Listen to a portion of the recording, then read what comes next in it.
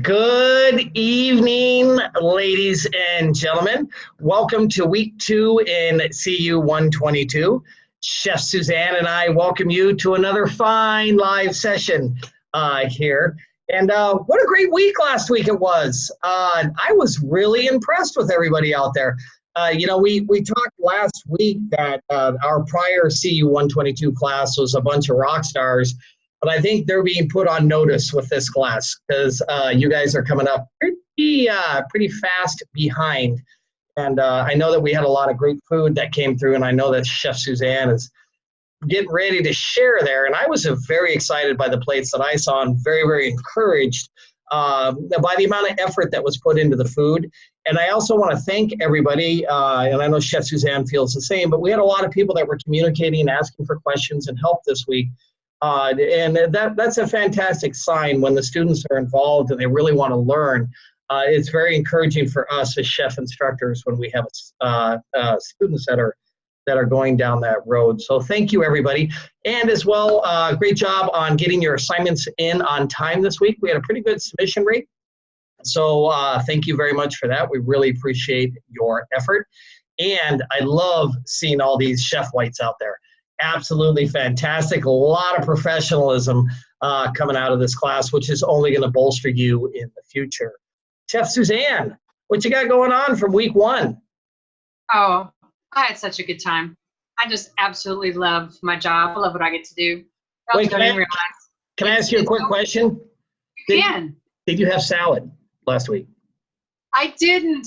I have not been to the store, but what normally happens, now I'm going to let you all in my head and in my world. There are a lot of weeks that I will make what you're all making because after looking at so many pictures and so much, I will actually have to go to my local store and buy the things. So I haven't yet, but I did get some really good ideas on some things I want to do probably for salad next week. So yeah, but no, I didn't this week. But the odds are good I'm going to have chicken salad and stuffed mushrooms next week. Yeah, inspire me. Looking at all these pictures makes me hungry, and not just hungry for anything, what you're making. So it's kind of a chef thing because Chef Suzanne every now and then will shoot me a photo of what she's making, and it's so cool because that's what chefs do. We share pictures of the stuff, and I know you did like the braised short ribs, and those things look fantastic. And I did. I actually came across my braised short rib pictures the other day, and I was like, oh, that's coming up soon. I'm going to be braising some short ribs again. So, yeah, I get inspired. And I'm going to show you right now. I'm going to share my screen. I'll show you what inspires me. Okay. Can you see my screen? Yes? Okay, cool. All right. So this is just a tiny piece of what I get to see. And this is what I like to do every week is when I start seeing some of these amazing presentations coming in, I want to share them. And so I may be reaching out, which is why I said last week, make sure you're checking your messaging and your emails for messages, because I may shoot you out something and say, hey, can I use some of your pictures for the presentation? And so that you can all see what each other are doing and get inspired. These are your classmates. See what everybody's doing. Get inspired and oh, that's a good idea. I like what she did. And so I'm going to share just a few. I don't have a whole lot today because I've had a lot of assignments I've been working on today. So I don't have a whole lot of pictures, but we had some good ones. And get it to work. All right, so I know, right? So she totally rocked it. Not only does her salad look killer, she took into account the height and color and texture, but that mayo on the side, look how good that looks. Wow, that looks great. Yes. Sharon also rocking out some beautiful salad. Again, that height and color. Mm-hmm. Nice. And using some fun dishware and things. So, I know somebody asked last week, do we have to use white plates? No. You can use whatever you want. You make that stuff look good. Right? Another one here that just looks so good that you just want to run out somewhere and order a salad with dinner tonight. And again, the creativity looks like maybe some feta and looks like some sunflower seeds and grapes and I don't know what, capers. There's all sorts of stuff going on in the salad. Love it. Love it. Great knife cuts. And then here, Eleanor made this gorgeous salad on the left, and then even her mise en place in the middle picture looks good. I mean, she even arranged her mise en place. Wow. So, like I said, I did not have a whole lot this week, but by golly, they totally rocked it. So let me stop sharing here. Based on what I just saw, I'm going to put last class on notice. They're done. This class is off to a great start. And now all of you see why at some point in time I'm probably going to, and just think that was just what, 5 or 6 I just showed. I may see 200 of these. So wow. That is why I get so inspired by what you all do that I have to go do it too. Because your food looks so good. And that's why I like to share these photos with you. So thank you all for sharing your photos of your beautiful food with me. And if I could put everybody in a slideshow every week, I would. But we would never get any learned and done. So just know that always check, because I may reach out to you to use your photos. So please make sure that you get back to me in time so that I can use your photos if I reached out to you. Great job, everybody. A couple of things that I saw that really impressed me with those plates and that you need to carry with you into industry. One was the neatness and the cleanliness and the organization of those plates. They were absolutely fantastic. It appeared as though there was time and effort put into each one of those plates. And that's what we want to see as chefs. We want to see our culinary staffs doing the same thing. So congratulations on that. The mayonnaise pictures that came through, they looked absolutely great. I had a couple of calls this past weekend with people that were having challenges with mayonnaise, which is perfectly normal. A lot of people have that when they're first learning to make the emulsions.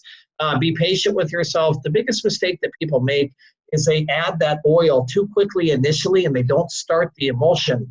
So make sure that as you're stirring those egg yolks and lemon juice vigorously or vinegar vigorously, make sure that there's only droplets of oil going in there initially to create that emulsion that will get you that nice thick mayonnaise. So it's a situation of patience. So slow down and take your time. Chef Suzanne and I wanted to also mention a quick point to everybody out there. Each week we do a prep list in this class. You know, Chef Suzanne and I are really big on the old prep list, and we ask that you do your best to follow that. On Fridays, we recommend that you sit down and you make a timeline, create a prep list, and read and understand the assignment. That is the time to try to get a hold of us. As Chef Suzanne and I will be the first ones to pick up the phone, respond to your messages, and say, hey, this is what you should do if you have any questions. However, this first week, we had a lot of Sunday afternoon questions and Saturday night questions, and we do have lives outside of the school, so sometimes, it does take a couple of hours to get back to you, and we don't want to leave anybody in that position. So one of the reasons we ask that you take a look at your assignment on Friday to understand, see if you have any questions. That's a great time to get a hold of us, and we can get right back to you. Anything to add to that, Chef Suzanne? I think that is, you made a really good point with that. So if you are planning on preparing your food on Sunday, Sunday morning is not the best time to make sure that you're understanding everything. So you plan the whole day, you're off, and then you've got a bunch of questions. It could take us till Monday morning to get back hold of you, and we don't want you to have to, reschedule or take a day off from work or anything like that. So make sure that you are reading through your recipes, planning things out in advance, and being ready. And then, we get back to you as soon as we can with an answer for you. But it does take a little time, back and forth, so that we may have, maybe we didn't understand your question, so we've got to reach back out to you and wait for you to respond. So it's just like we play a whole lot of texting and phone tag, and we don't want to have to do that, and we're kind of put you behind, because we don't want that, but it happens sometimes. Yep. So we will definitely get back to you. So just make sure you don't wait until the absolute last minute to contact us, because then it's hard. Yep. And we don't want to leave anybody hanging at the doorstep. So we want to get back to you. We want to help you as quickly as possible. So do your best to get a hold of us Monday through Friday. Our phone numbers and all our contact information is located on the right-hand side of the class page. And we are here for your success, so take advantage of it. Ladies and gents, on to week 2 in CU 122. Taking a look at what we got going on this week. All right, great job with getting your assignments in on time. We are real focused on time submission.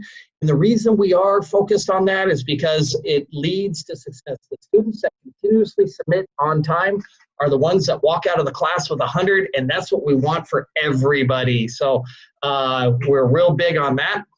Procrastination. I know a lot of us, or a lot of you, are going back into school for the first time. You have busy lives, you have children, you have jobs, you have everything else going on. Big kiss of death for any chef is procrastination. And we always work weeks, if not, or days, if not weeks in advance on every single project that we handle. So Chef Suzanne can back me up on this. When we're doing a party for 500 people, you know what?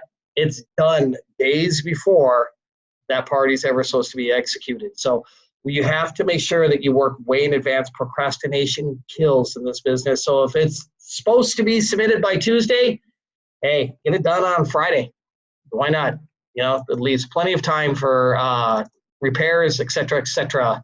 The honor and pride of being a successful chef requires a lot of work and dedication. So please remember that and keep that in the back of your head. This is good advice. We focus on attention to detail and professionalism, and that's what drives us in this industry. So definitely, you know, be prepared to do the work. It does pay off in the long run. And questions regarding assignments and submissions and any type of grades, please make sure you reach out and you talk to Chef Suzanne about that. Any kind of questions regarding, you know, the assignment, I don't understand it, hey, I can't make this, I can't make that, or whatever the case is, try to direct those questions to me. It just kind of helps get everything going. I had a couple of you that reached out to me over the weekend saying, hey, Chef, what's going on with my assignment? What's my grade? Well, it saves a lot of time if Chef Suzanne can, she can get right to the point and help you out with that question. And then, you know, it's the same way with the food with me as well. I'm gonna jump on real quick and kind of add to that real quick, Chef, because I actually had a few students ask me, you know, what did I do wrong? What was I missing? It's all in your feedback. Make sure that, you know, if you have a question after you've listened to your feedback, definitely reach out, but make sure that you're watching your feedback. It is full of information on how to do techniques, just helpful tips and information, along with the information, the feedback on what you can do better or different, and what you're doing good, what you may have struggled with. So make sure that is your absolute first thing you do, is watch that feedback. We try to fill it up and talk like crazy people, talking as fast as we can to give you as much possible information. Boom, in 2 to 3 minutes, just shoot it at you. So check there first, because the 99.9% of the time, whatever you may have had issues with is in your feedback. Yep, absolutely great, great advice. And as an older chef who started out as a young chef, whenever you listen to feedback, make sure that you keep a very open mind, because I see a lot of great projects coming through. I see a lot of great food coming through. And sometimes people get a little sore when they say, hey, maybe you should have done it like this, or maybe you should do it like that. If you can take that open mind and carry it with you into industry, it's only going to get you to the top that much faster. So an open mind regarding feedback really helps out. Ladies and gents, a couple more notes before we head into the thick of matters. Attendance is a very, very big issue here at Escoffier.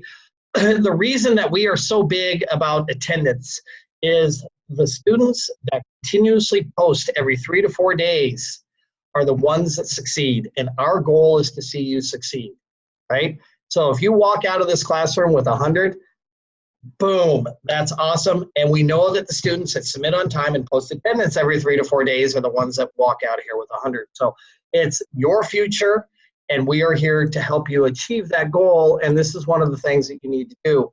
Here's a little note. This presentation will be posted onto your class page following the live session. So if you need to refer back to any of this information, it's all right here for you. You can post attendance by completing one of the knowledge checks, attending the live session, watching the live session archive, or submitting your weekly assignment. Any questions about that, anyone? Anybody? Good to go? Oh, I think we had a hand up. I thought I saw a hand. What do we got out there? Somebody just raised a hand. Let's see. Cassandra, did you just have your hand up? You're muted. Yes. Are we able to do all of like the knowledge checks and everything like on the first day if that's what works best for us when we have children, or does it have to be every 3 days? Great question. Great question. We understand at the same time that you do have other responsibilities in life other than Escoffier, because children kind of get, they kind of take your time. I have one jumping behind me right now. I think he was just on the screen.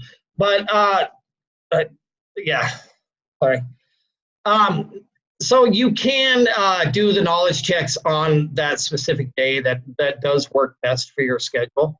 Try not to go any more than 3 or 4 days without posting attendance, because what it does is it pops up on a list, and then we have to contact you.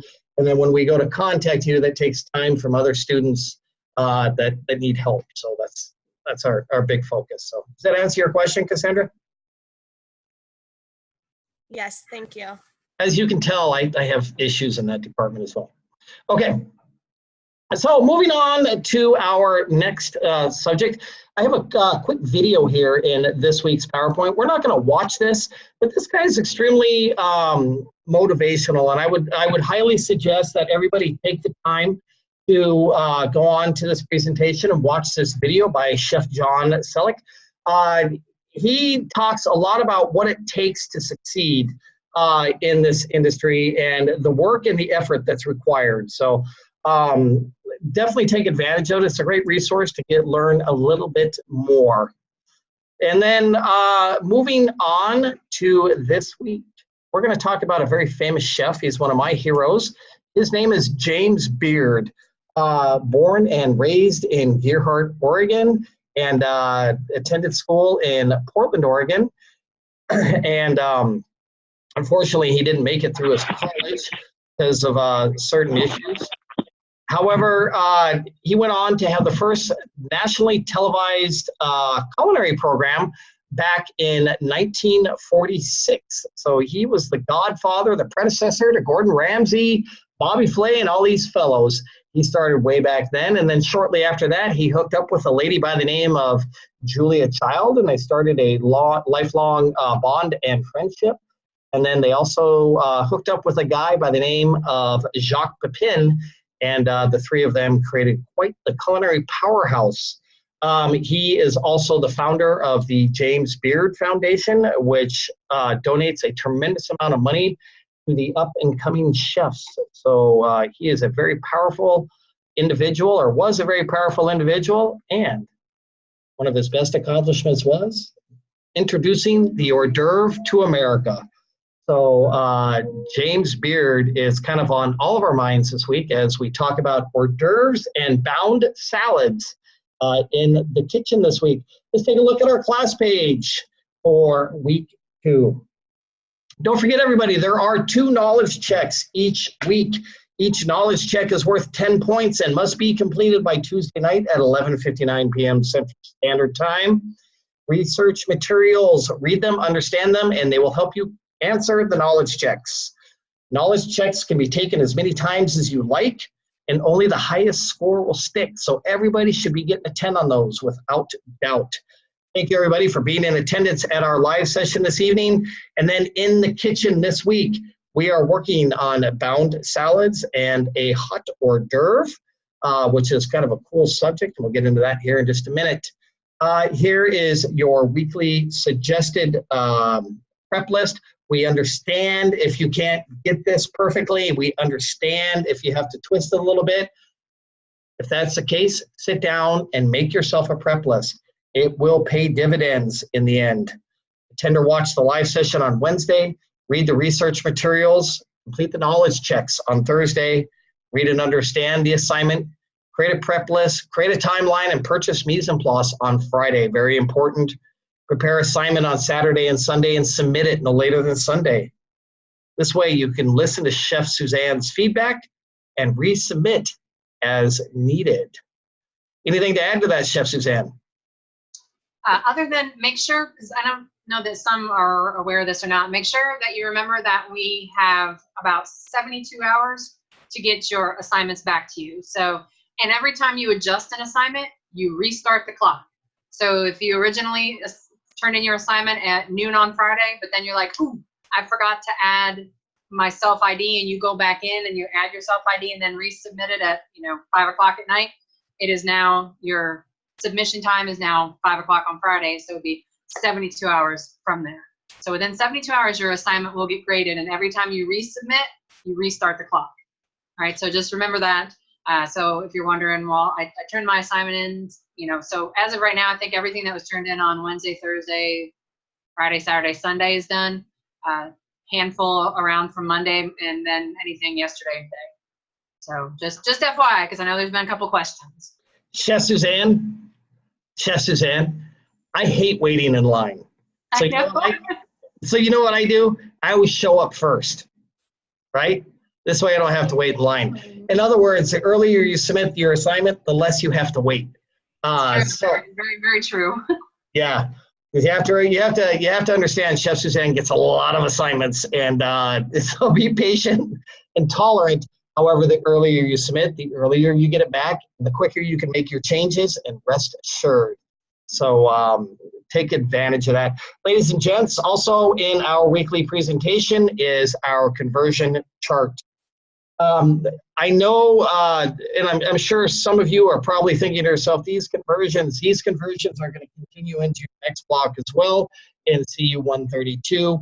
The reason for that is our number one responsibility as the chef is to generate profit. To generate profit, we have to be consistent, and we have to have controlled amount of ingredients in all of our products, because our ingredients are equal to money, right? So when you're in the kitchen and somebody comes up to you and they say, you know what, how many tablespoons in a cup?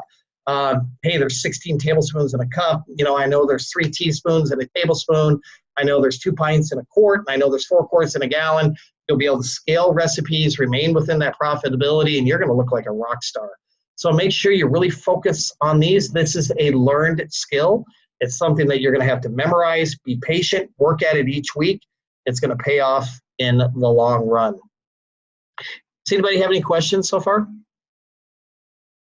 Anybody? Ladies and gents, we're going to dive into hors d'oeuvres right now. Hors d'oeuvres are one of my most favorite things to work with, because I think it allows you to express a lot of creativity, and it also allows you to use a lot of mise en place that needs to be used in the kitchen. Chef Suzanne and I would kind of call that cream of walk-in. There are things that need to be used up, and sometimes creating these really special creative hors d'oeuvres can really help you out in that department. Plus, it's also a great way to shine and upsell to all of your groups. So like I mentioned a moment ago, James Beard is known as introducing the hors d'oeuvre to the United States. In European cuisine, an hors d'oeuvre is an appetizer or a small dish. We also call it in the United States kind of a starter sometimes. I think it's kind of a modern term. Hors d'oeuvres can be served hot, cold, room temperature. They can be placed down on the dinner table, or they can be passed, like in a more formal setting, like a butler passed hors d'oeuvre. Don't get that confused with what an amuse-bouche is. An amuse-bouche is a complimentary 1 or 2 bite appetizer that is given by the chef at the beginning of a meal. So that is a different thing. An amuse-bouche is not an hors d'oeuvre. So don't get the 2 things confused, please. They are separate. Any questions about hors d'oeuvres, ladies and gents? So hors d'oeuvres come in a variety of ways. It's an unlimited amount of what they look like and what they taste like. So the world is your oyster. So taking a look at, hang on just a moment real quick. Please stop. Thank you. Hi. I love kids. Welcome back, Chef. Huh? And welcome back, Chef. Hi. Silas, please stop. Yeah.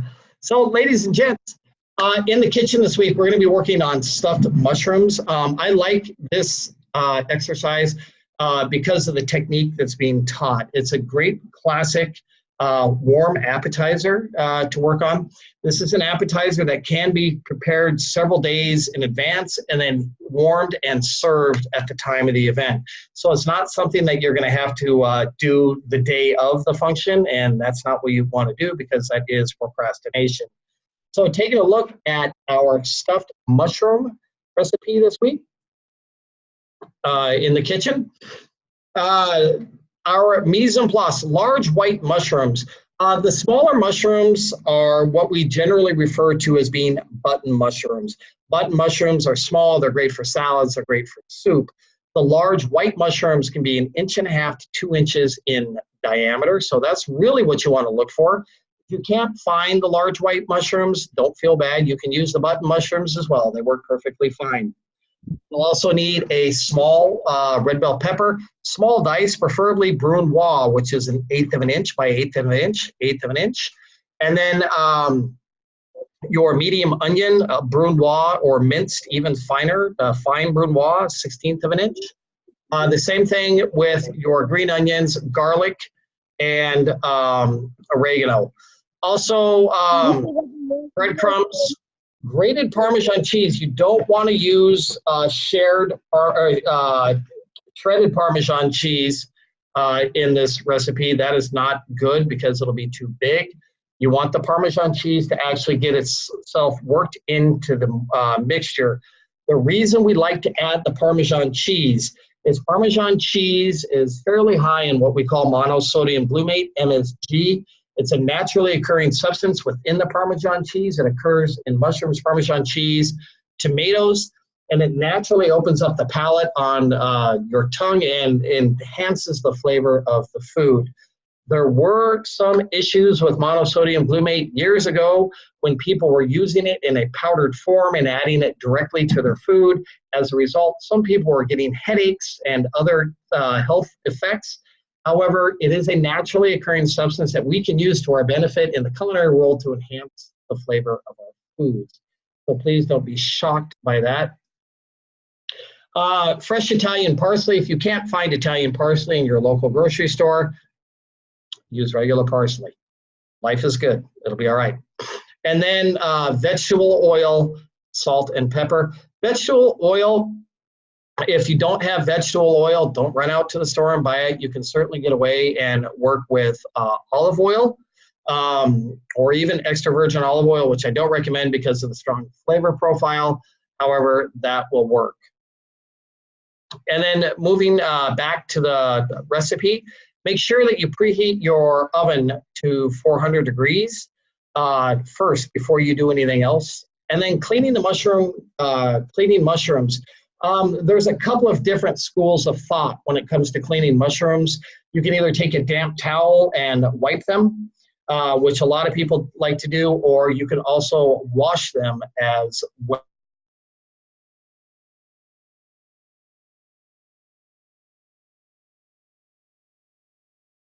I looked away. Did we lose him? Is he gone? There he is. He's back. We lost you, Chef. I was typing and I lost you. Oh yeah. I'm back. I'll never leave. Yeah. So you want to make sure those mushrooms, you also want to allow them to dry. Try to dry them off with a paper towel because mushrooms are really susceptible to browning, and the water really forces them to brown quite a bit. You're going to pull the stems out of those mushrooms. You're going to slowly pull the stem back. That will release the stem from the mushroom cap, and you'll be set. And then you're going to place the mushroom caps down on a baking sheet. You could line that baking sheet with foil if you want to, or parchment paper. It'll help keep it clean and make your life much easier. And then you're going to bake them until liquid begins to form under the mushroom caps. Just a couple of minutes. It doesn't take very long. You're just kind of par cooking them about halfway. Then you're going to mince and process all of your ingredients, combine them all, and saute them, and then you'll stuff your mushrooms. There's a couple of different ways to stuff the mushrooms. You can actually use a small scoop. A melon baller or a sorbet scoop works very well to fill the mushroom caps, or you can also use a spoon and spoon it in there. You don't want to just shove it in there with your fingers because it's going to have kind of an unpleasant appearance And then right before you serve them, you want to put them on your baking tray lined with foil or parchment paper, and then bake for 10 minutes or so and serve them warm to your guests. Anybody have any questions regarding this week's stuffed mushroom recipe? Zandria, did I say that right? Close. It's Exandria. Exandria. Okay, I'm sorry about that. I'll get it right next time. It's okay, or Zandy for short. Let's do Zandy. Okay. So my question is, so my family, we're not like big fans of mushrooms. So is it possible that we could do like stuffed bell peppers? This is a short and long answer to that question, which I think is a fantastic question. Number one, we need to ensure that you know the technique, and that's what we're primarily focused on. And then number two, we always recommend that you give yourself the opportunity to try what you're preparing. A lot of people don't like mushrooms in certain applications or certain ways, or they've had previous experiences with them. However, I think this recipe will really appease your family and you guys will really enjoy this. So I would encourage you to make that. We're asking that we don't make substitutions this week because it just kind of spreads things out a little too far, and we're not able to ensure that you've learned the technique, which is the concern in the matter. So I would recommend that you make them, try them, and if you don't care for them, that's okay. But at least you gave yourself the opportunity to try them. Chef Suzanne, do you have anything to add on to that one? I actually have more like a kind of a little bit of a follow through, because in the chat someone was just asking if they could add spinach to the mushrooms, and I think that's actually a little different, and probably adding a little bit of spinach to the mushroom might be okay. This week really want you to stick as close to the recipes as possible. So the substituting of a mushroom, that's a really big change versus maybe adding a little sauteed spinach in it. So just if that makes sense. Right. Okay, thank you. Yeah. And the primary concern, like I mentioned, is that we really want to make sure that you understand the technique. That's the number one thing. And then once you learn this technique of working with this product and actually what the hors d'oeuvre is and how to achieve it properly, then you're able to expand it and try something else. You might find, hey, I don't like those mushrooms. I don't care for them. Maybe I should get some piquillo chilies that are kind of a sweet Peruvian chili and stuff those instead. You know, and because you know the technique, so you can apply the same technique to that. So that is a short. And I actually think, if I'm not mistaken, I think the recipe only makes a handful of mushrooms.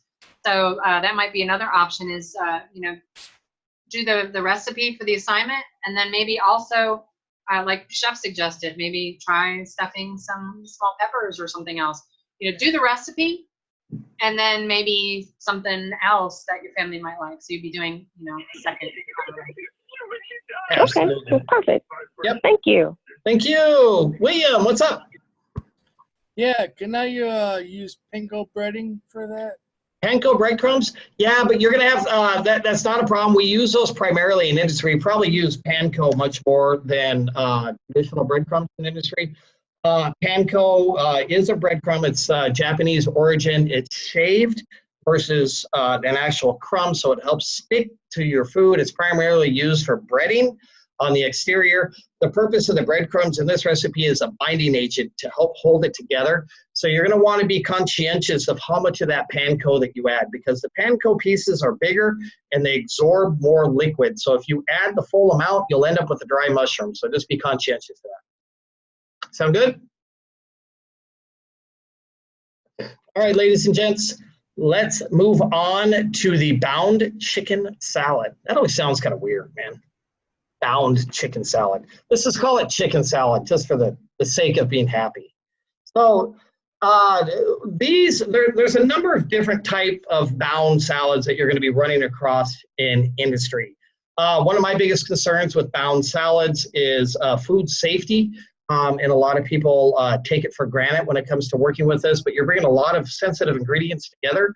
So temperature is a concern. It is what we refer to as a TTCS food, or a TCS food, which is time temperature control for safety.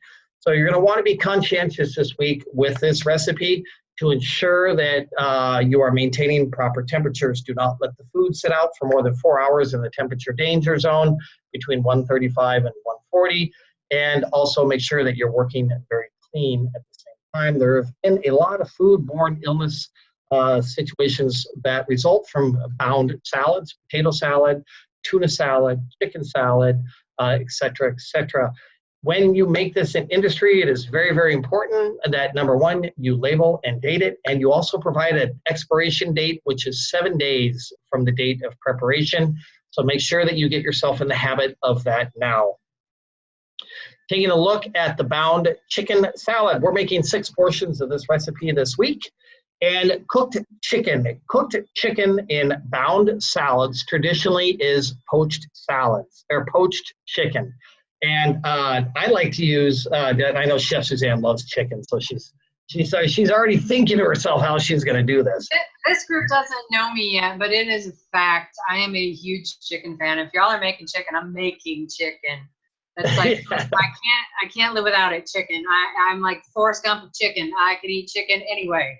So at some point in time this weekend, I'm gonna get a picture of a chicken salad coming through. Yeah, it's really good. I recommend when it comes to making chicken salad is buy a whole chicken if you're able to do so, and then cook it off in what we call a court bouillon, which is a poaching liquid.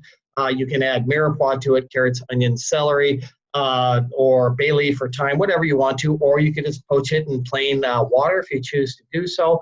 Preserve the liquid. It makes a fantastic stock that you can use for a soup or something else. You're going to completely cool that chicken, and then you're going to pull the meat or dice the meat, depending on your preparation method. Don't recommend grilling the chicken. Grilled chicken, especially chicken breast, will have a tendency to be a little bit harder on the outside, and it just doesn't blend in as well with the actual food. So you're going to do a 1/2-inch dice, which is also called a medium dice. And then onion minced, celery cut into a 1/4 inch dice. Make sure you wash that celery really well. And then mayonnaise. If anybody has any leftover mayonnaise from the mayonnaise that they prepared earlier or last week, now's a great time to use it, because this chicken salad will rock your world. Won't it, Chef Suzanne? It's funny you should bring up the mayonnaise, because I actually had a couple of people ask about, did they have to store the mayonnaise, or could they just, oh, heaven forbid, throw it away? And I was like, no, don't throw it away. You can use it for your chicken salad. So hopefully we didn't get a whole lot of tossed out mayo. So that makes some delicious chicken salad. So save it, right? And if you didn't save it, it's okay. Life goes on. You can get some store-bought mayonnaise. That'll work out quite well. And then you're going to hit that with a little bit of lemon juice as well. The lemon juice helps liven the flavor. And some salt, pepper, and then some lettuce down here is needed. And that's primarily for garnish purposes. And then you're going to simply just combine all the ingredients after you fabricate everything. And you are good to go. Make sure you taste it for the salt and pepper level. Always taste your food before you serve it. The worst thing that can possibly happen in the restaurant industry is when you serve a dish that doesn't taste good because you didn't taste it. So remember, you are the author. Any questions about bound chicken salad? We do have a couple of questions in the box, good questions here about using rotisserie or pulled chicken or shredded chicken.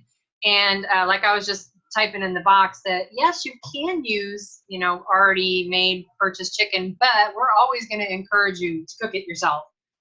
Whether you're somebody suggested sous vide, lovely idea. If you want to use a rotisserie chicken or baked chicken, yes, but if you can do that yourself to, keep expanding your culinary abilities, we're always going to say you should make it yourself. Yes. It's you know what, at the end of the day, not only is it more cost effective, but the quality is better when you make it yourself. And so we always encourage you to do so. Although I do love making bound chicken salad with a rotisserie chicken. It's just the moisture in the meat, the flavor, and everything else is delicious. So highly recommended. Any other questions or comments about the bound chicken salad?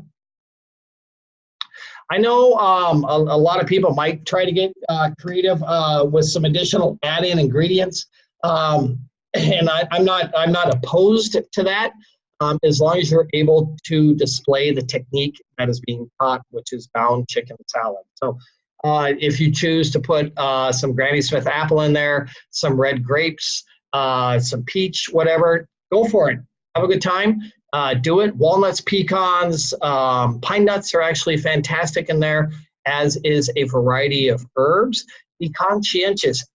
What I recommend doing, especially when you're a young culinarian, make your bound chicken salad as suggested. Taste it. If you have the urge that you want to add some Granny Smith apple to it or another ingredient, take a small portion of it, set it to the side, add a little bit of apple to it, taste it, and if it works, then you can add it to the remainder of the batch, right? So do a test batch. It will pay dividends in the future, trust me. I have ruined pounds and pounds of food thinking I had the solution when I didn't. Isn't that right, Chef Suzanne? Oh, yes. And I'm also going to encourage you to step outside your comfort zone. So if you've been making a chicken salad that you bring to every family function for the last 20 years, that's great. But this is an opportunity to try something different. So if you've never had a chicken salad, maybe made quite like this, then maybe sticking more to this particular type of recipe. So it's really a lot more about the techniques. And so get out of your comfort zone. So if we run across something, which we will in the next 12 weeks or the next, however many months, definitely going to run at you at home and that you've done in your family. But we want you to, try some new stuff. You may be surprised. You're going to learn some new techniques and new recipes along the way. Absolutely. And as well, this is where that narrative starts to come into play, because you've been describing and talking about flavors now for a while. Now it's time to start utilizing some of those descriptions that you've created over the past 12 weeks in your prior class. Now you understand a little bit more about the flavors. Start utilizing that information in the development of your new dishes. So go for it. Ladies and gents, let's take a look at our week 2 assignment here in CU 122. Chicken salad. Make sure those self-identification photos are coming through. Hey, 2 fingers, week 2. Does that sound good, Chef Suzanne? That's sorry. Yes. No, actually, no. No. Actually, starting this block, we are definitely checking new things. And actually, it's something else that I was going to talk about, but I'll actually hit on it now. When it comes to your self-ID, you need to make sure that you are in full uniform from head to toe. So hat, jacket, no jewelry, no nails, no earrings, hair restrained, top to bottom, along with the week and the dates in the photo with you. The same thing for your sanitizer. Needs to have the sanitizer with the sanitizer strips in the little container to show the concentration, along with the week and the date. So definitely, yes, wedding bands, the only thing that's allowed is a plain band. Everything else, every other jewelry, head to toe, needs to be gone or not showing. So just definitely. So yes, I'm glad you brought that up, because that was on my list of things to talk about.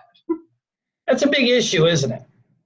Yeah, I think everybody needs to take a moment to understand. We like to look as nice as the next person, and we like to do all that kind of great stuff as well. I'm not big into the earring and all that kind of stuff, but in the commercial industry, in the commercial restaurant industry, we do not wear jewelry. The reason is it is a big time safety hazard. I've seen loop earrings get caught in KitchenAid mixers, fingers get caught in this because of jewelry, et cetera, et cetera. It is a safety hazard. And as well, if your jewelry or something else falls into food and gets stuck, and then that jewelry, I doubt many people sanitize their jewelry on a regular basis. So it's walking around with bacteria as well. So we prefer that you do not wear any jewelry at all. And as well, in the commercial restaurant industry, we do not wear perfumes or colognes. You would not know that from your self-identification photo. But you want to make sure that you get yourself in the habit of that now, because if you are wearing something like perfume or cologne, it overpowers the aromas in the kitchen, and it's not good. So moving on to the assignment, or the actual assignment, the rubric. Close up of your onions, celery, knife skills are very, very important. Make sure that you are doing the brunoise and the mince as suggested, or the small dice. ingredients in a bowl, properly combined, finish salad presentation in a plate with garnish. Last week, this class did fantastic with their garnishes, so please keep going.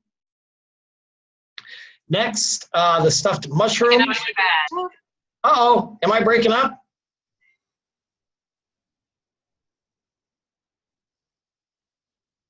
Oh.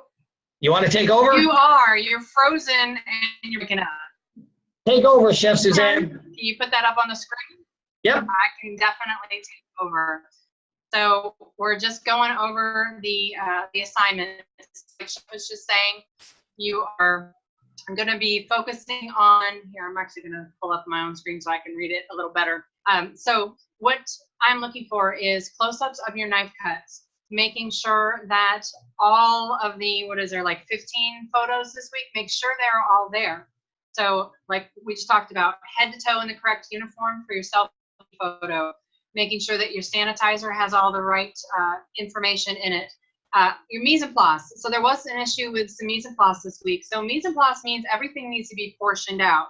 Mise en place just doesn't mean having your lettuce, tomato, and cucumbers on the counter. It means your lettuce chopped and ready, your carrots sliced in a dish, your cucumbers sliced and ready to go. That's the mise en place.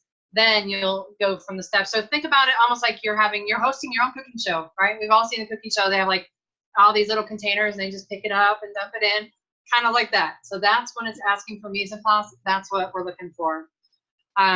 So again, make sure that you aren't missing any of the required photos. Make sure with the mushrooms in particular, it says to pre-cook the mushrooms.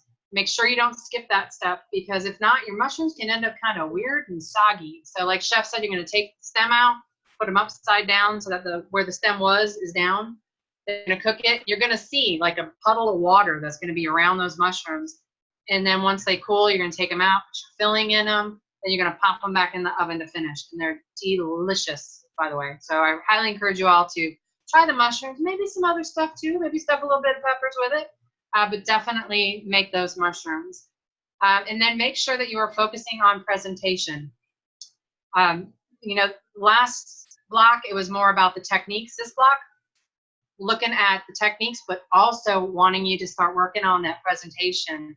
Think about how you would serve it at different occasions. Think about the way you're presenting it, texture, height, color, the flavors. You're thinking about all of those things, garnishes. So you want to make sure that you're taking all of that into account. Chef was just talking about the narrative. The narrative is extremely important. So think about the narrative as, first of all, it's information that gets you points for class.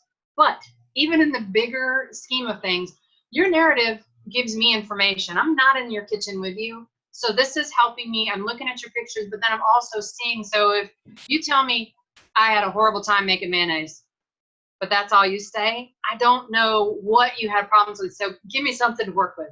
Share with me what you saw, what you had issues with, so that I can kind of look over it and offer suggestions. Or think about it like I'm your employee, right? So there's a question in there asking about text.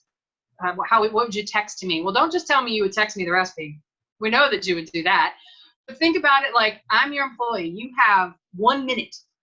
You have 1 minute to talk to me as your employee before you have to go meet the health inspector who's coming in. But I have to know how to make that chicken salad. How could you talk to me in just 1 minute and make me know how to make that chicken salad for a party of 50 walking in the door while you're walking the other way with the health inspector? Right? That's real world. That stuff happens. You've got to be able to quickly share information.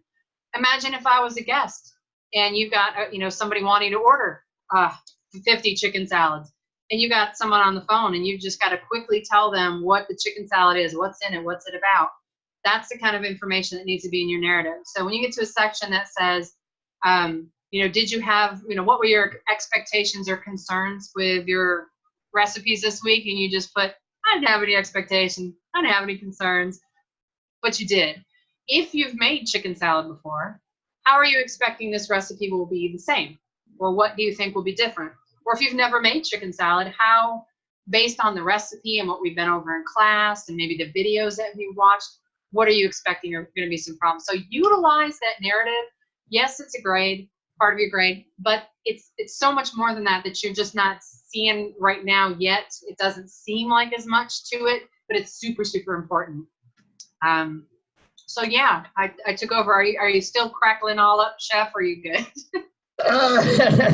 My wife says I've been cracked up for a long time. So, yeah. But no, I think I'm back right now. Ladies and gents, are there any other questions? Please make sure that you heed the advice that we discussed at the beginning of the class about posting attendance. Make sure you reach out to us during the week with questions. Also, don't be afraid to reach out to us on the weekends with questions. It just might take us a little bit longer to get back to you. Not that we don't care, it's just that we have a lot of other things going on as well. I want to thank everybody for rocking the house in week 1. I am so excited for week 2, and I know Chef Suzanne has already got her knife out, and she's going to start slicing and dicing some chicken salad here. I am. I'm totally going to be making this weekend. I can almost guarantee it. And not only that, I'm looking forward to these pictures, and I'm ready to make a new presentation. And I do one of these presentations every week, and I normally put in 12 or 15 slides with pictures of y'all's amazingly beautiful work. So be on the lookout, check your messages, check your email to see if I've shouted out, because I know I actually contacted some of you and you weren't able to get back to me in time, so I wasn't able to use your pictures, because I don't want to use your pictures without your permission. So I want to make sure that you're giving the okay, and then I'll be like totally using your pictures in my presentation. So keep an eye out. All right, ladies and gents, 100% of the assignments, turn them in by Sunday this week. Let's rock the house. I hope everybody has a fantastic week. I look forward to talking to you if you need help. Have a great one, everybody. Take care.